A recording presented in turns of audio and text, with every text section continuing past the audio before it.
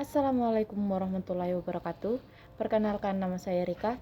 Saya berasal dari Universitas Muhammadiyah Mamuju dengan NIM 2025 02079.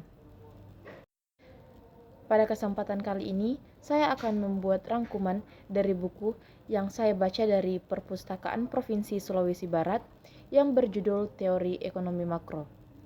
Saya mengambil dari bab 6 yang judulnya itu moneter, uang, dan perbankan.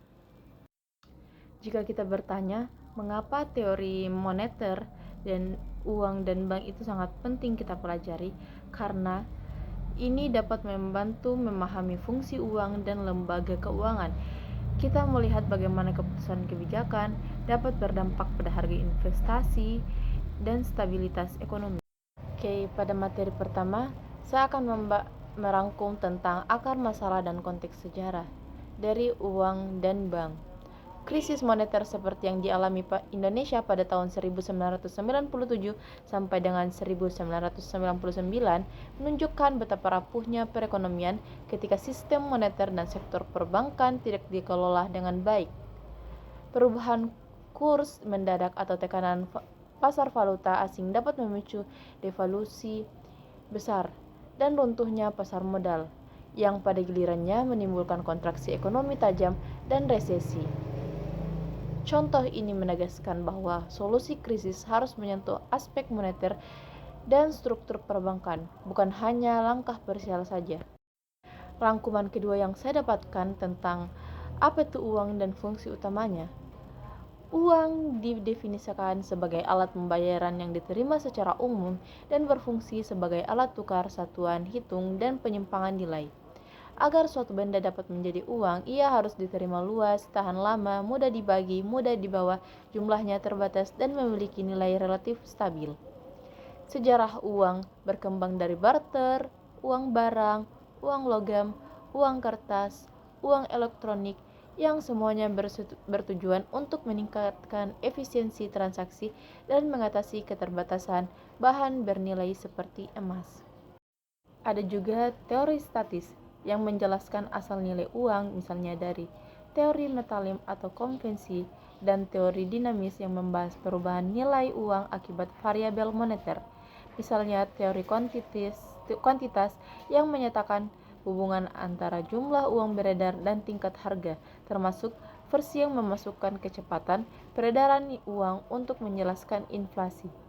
Walaupun kebijakan moneter yang berhasil saya rangkum, kebijakan moneter itu bertujuan menjaga stabilitas harga dan mendukung pertumbuhan ekonomi melalui pengaturan jumlah uang beredar dan tingkat bunga. Adapun instrumen kuantitatif yang pertama meliputi operasi pasar terbuka, membeli atau menjual surat berharga untuk menambah atau menyerap likuiditas. Yang kedua, perubahan tingkat diskonto atau suku bunga acuan untuk mempengaruhi biaya pinjaman. Yang ketiga, perubahan persyaratan cadangan minimum bank untuk mengendalikan kemampuan bank memberi kredit. Yang adapun instrumen kualitatif meliputi yang pertama, pengendalian kredit selektif untuk mengarahkan jenis kredit tertentu. Yang kedua, ada moral suasion, yaitu membujuk pengaruh bank sentral kepada bank umum agar bertindak sesuai dengan tujuan stabilitas. Adapun tugas dan tanggung jawab bank sentral.